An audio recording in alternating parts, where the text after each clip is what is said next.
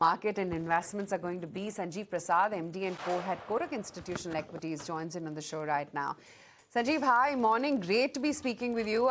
Sanjeev, while the macro concerns still persist, we don't know which way West Asia is going to head, but at least crude seems to have stabilized. And add to that, there is that sparkle of a beat at large when it comes to Q1 earnings. How are you looking at the market strength and weakness set right now, Sanjeev?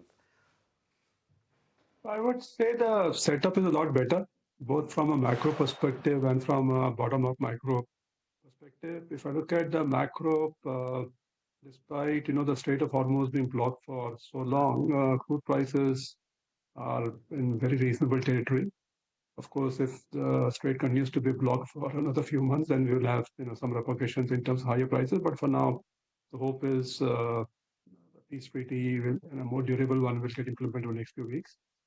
So keeping that aside, if I take oil price at about $85 a barrel average for the current year, macro is actually in a pretty decent shape compared to what we had thought maybe about 3 months back when crude price hovering more like 110, 120 levels. So current account deficit probably 1.5%, which is worse than what we were looking at before the war, which was closer to 1%.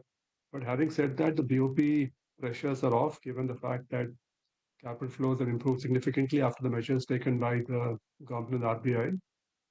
And in fact, we've been looking at somewhere about 50 to $75 billion of BOP surplus this year, depending on the amount of money you want to take for the SNRB deposits compared to a negative $25 billion number last year. Hopefully that puts the rupee on a more stable footing, which in turn means FPI start looking at India more more positively. Last 1.5 years, they haven't now bothered to look at India. They have been constant sellers. And if I look at other parameters, all looking pretty reasonable. And thankfully, growth is looking a lot resilient compared to what we had assumed again 3 months back. And if you look at in particular private sector capex, that is showing great signs of revival. Industry credit is running at about 19% YOY growth. And it's pretty broad-based across sectors, whether it's the chemical sector, iron, steel, other non-ferrous, electricity, engineering, everywhere we are seeing the 20% plus minus kind of credit growth. So some of the government policies in terms of igniting private sector capital, that seems to have finally fallen into place, and we are seeing that. So broadly speaking, no complaints on the macro. Earning numbers have been coming out again very surprisingly positive compared to again what would have been envisaged, let's say 2-3 months back, given all the concerns around higher crude prices, higher raw material prices, and so on and so forth. So fairly resilient set of numbers. This quarter, if you look at the numbers, they have comfortably beaten our high expectations also actually. If you look at Nifty 50 index, for example, at about 80-90% growth in the profits of the Nifty 50 index based on the companies that reported, and most of them reported anyway. That's about 7% higher versus what we had assumed. And we have actually been for a change higher than the street. And even our numbers are getting beaten, which is quite positive, I would say. Yeah, absolutely. And you're not alone there. Pretty much everyone on the street has been taken by surprise when it comes to earnings. But Sanjeev, looking at the macro picture right now, and of course the internals, including the high frequency data that we've been monitoring off late, would you say the market has priced in all the positives already, or would you say the market is still sort of a little sedate as opposed to what the news flow has been? If you look at when you see the market, it obviously has various constraints, right? When most people talk about the market, they refer to the Nifty 50 index. And of course, that has not performed as well as what the rest of the market done for the simple reason you have two big constraints of the Nifty 50 index, namely the private banks to some extent and IT sector, they have struggled really. And many of the other names like, the consumer names, for example, they have also not really performed very well. Whereas if you look at the rest of the market, the Nifty, let's say the next 50 mid-cap names, small-cap names, you have seen far better performance over there, which is more reflective of the underlying improvement in the economy and the macro, I would say. So I won't particularly look at the Nifty 50 as a benchmark, in terms of whether it accurately captures whatever is happening in the economy, because it is very heavily loaded towards, I would say, sectors which probably don't have that much relevance to the economy. And what I mean by that is to the domestic economy, I should say. You have a fairly large weightage of commodities in the Nifty 50 index, which have anyway been doing well. Then you have a large proportion of the outsourcing companies, whether it is exporters of goods and services. A large proportion of, I would say, the not so much economic sensitive sectors like electric utilities, telecoms, and so on and so forth. So Nifty 50, honestly, is not reflective of whatever is going on in the economy, I would say. Sanjeev, if in your model portfolio, what is the kind of earnings growth that you're penciling in for that portfolio? Portfolio, I wouldn't be able to say because it has a bunch of companies. But if I look at the Nifty 50 index, you're almost at about 18% now. And it's been pretty much in the same range for I would say, September, October of 25 onwards, somewhere between 17 to 18% YOY growth the numbers have been. The only point I would make is just keep in mind the fact a lot of growth, at least for FY27 for the Nifty 50 index, is coming from very strong growth in the commodity sectors, so with metal mining, oil and gas, particularly ONGC over there, and also Reliance, given very strong refining margins. Also, in some sectors, we had a very low base last year, or even a decline. For example, autos had a terrible last year, by the way, simply because of the challenges in JLR. I mean, nothing to do with the rest of the auto sector. We did phenomenally well in the second half of last year. So this year, accordingly, you will see fairly strong numbers on a YOY basis on autos. Also, last year you had losses in Indigo. Hopefully, that will be lower this year. Pharma did not do too well. So some of the YOY growth that you're seeing is also because of low base in certain sectors, higher commodity prices, but also reflective of the fact that the economy is doing remarkably well, I would say. But as I said earlier, Nifty 50 probably does not capture the full, things which are going in the economy in terms of, let's say, electrification of the economy. That hardly reflects in the Nifty 50. For example, you have NTPC and Power Grid, which may not be the most, I would say, the sensitive companies in terms of electrification story because they're only very, very to a large extent regulated, right, linked to their asset base and equity base. Let's talk about two of the largest sectors, and one of which perhaps is, single-handedly keeping the index a little lower. IT, Sanjeev. I mean, there are such divergent views there on whether or not this is a tactical play now. It's highly beaten down, and it's a great bottom-up pick now. There eventually will be growth which will trickle in. Where do you stand when it comes to the prospects of IT? It's a several billion-dollar question, I assume.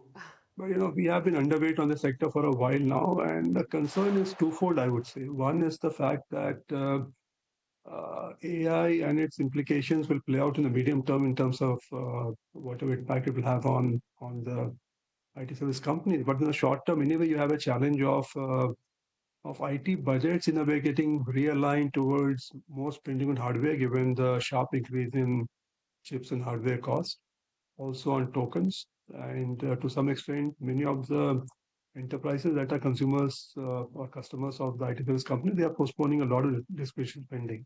So they're also figuring out, what should we be doing in this kind of a, volatile macro environment and so on and so forth. So anyway, the revenue numbers are under some sort of pressure, and this is not so much coming from the AI impact as yet, I would say. Yep.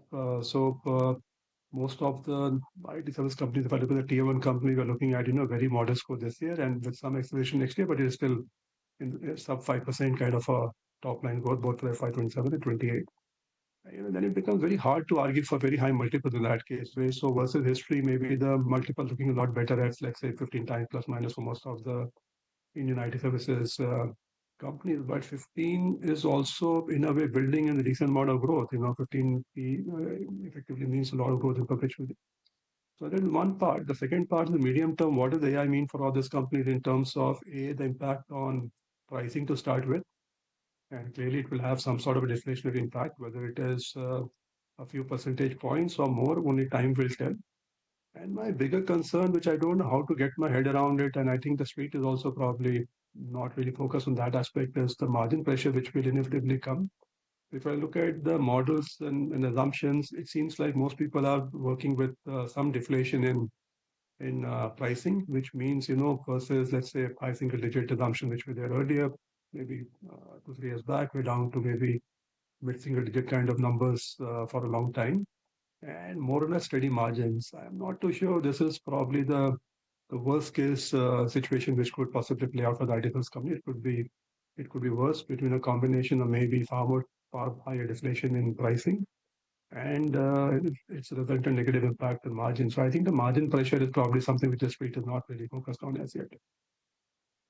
Sanjeev, the other sector to watch out for is the financials, and within the financials, we've seen the public sector banks performing better than the private sector banks. Yep. Okay. See, if you look at financials, obviously there are four categories. We have banks, NBFCs, capital market, insurance. Two of them look very attractive, at least on from a valuation perspective, which is banks in general, I would say, and within that private banks in particular, and insurance. Of course, there are some issues that are linked to the sector regulations or company-specific aspects, which I won't dwell into. And then you have the NBFCs and the capital markets trading at high valuation, but doing amazingly well. If you look at the growth rates of the NBFCs, phenomenal one, credit growth, 20% plus kind of numbers in many of the NBFCs in a fairly, benign credit environment, I would say. Credit cost would probably be fairly low for the next at least a few quarters, looks like. And with cost of borrowing, looking at a lot of money coming into the banking system through the CNRB deposit rate, would probably continue to be subdued. So they are in a very good lending environment in BFCs, and they're taking full advantage of that.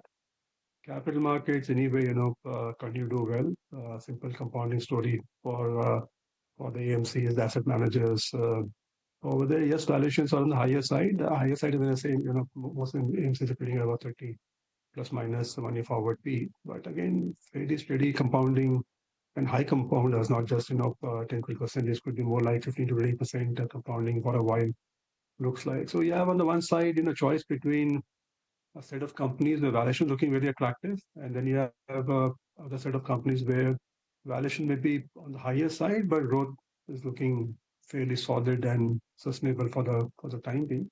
So actually, we are quite okay on all the four parts of the broader financial services space. Banks, private versus public sector.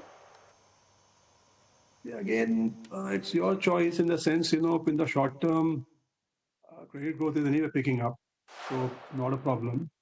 Credit quality is looking again very benign, pretty much across all types of loans. If you look at the delinquent loans, the proportion of overall loans is coming down very sharply across loan segments. The slippages are fairly steady, so no issues over there. NIMs are a worry for the banks in general, I would say. But it looks like things are bottoming out in that as far as NIMs are also concerned. So if I look at the private banks, the big concern has been over there has been the NIMs, right? And of course, they had a struggle last year given the sharp cuts by the RBI in policy rates, and bulk of the lending book is linked to EBILDR anyway, the floating rate book. And you had a lot of intense pressure from the PSUs. So that 1.5 times, which is where most of the private banks are trading at on a 1 year forward basis, taking out the value of the non-bank businesses, they look reasonably attractive, I would say. The challenges still remain, and in some cases, there are some company-specific issues. But the valuations are looking pretty interesting, I would say. If you look at HDFC Bank, for example, despite all its issues, it's still going to deliver 14% ROE as per our numbers. If I look at it on a next year earnings basis, you could take out the value of the non-bank business down to about 10 times now, PE, by the way. So looks reasonably attractive at current levels, I would say. Sanjeev, like you rightly mentioned, that the action has been outside the index, and the index is not really a true reflection of, the earnings surprise that has played out. Within mid and small caps, where is it that you see those structural stories building in? Very broadly, and this is like a 30,000 view, so please bear with me. What do you want to play in India for ultimately on a 3, 5 year or 10 year basis? One is what I would call the discretionary services space, which is basically a play on high income levels. As India gets richer, where is the incremental spending going to take? It's going to be on discretionary services, not so much on basic staples, I would assume. which effectively includes financials in some shape and form. But then you have healthcare services, hospitality, which is the entire travel, tourism, transportation, hotels piece, and then the retailing piece. So we are broadly okay in most of the names. Of course, valuation on the higher side, but yeah, the growth rate is going to be pretty good here for a very long period of time. And especially in case of healthcare services, hospitality, and retailing, 80-90% of the market is still unorganized. So as India becomes richer, anyway, growth rates here will be phenomenal. On top of that, companies and the smarter companies in the listed space will continue to gain market share expense of the unorganized sector. So their growth rates can be in the range of 50 to 20% top line and maybe higher in some cases in terms of EBITDA and bottom line for a long period of time. So forget about the multiple; these are the ones I really want to own on a longer time frame.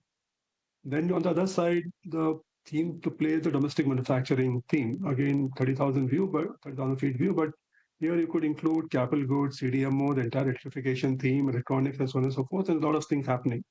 The challenge in the space I'm facing is just the valuation part. Yes, there will be phenomenal growth given there is a lot of thrust on domestic manufacturing from the government. Companies have picked up the mantle of investment over the last year or so. And, again, growth rate will be pretty phenomenal here for most of the companies in the manufacturing space. So the only question is how much multiple do you want to pay for companies who may not have the best technology, I would say. So if you look at EMS space, many of the companies are dependent on foreign technology or foreign components, etc. But over time, hopefully, they will, get into more value-added manufacturing and so on and so forth. So if you are okay with the multiples, the growth is here. I don't think there's much dispute about that. Okay, Sanjeev, great to have you today on the show, and we'll plan a longer chat next time about the structural opportunities in India. Good speaking with you.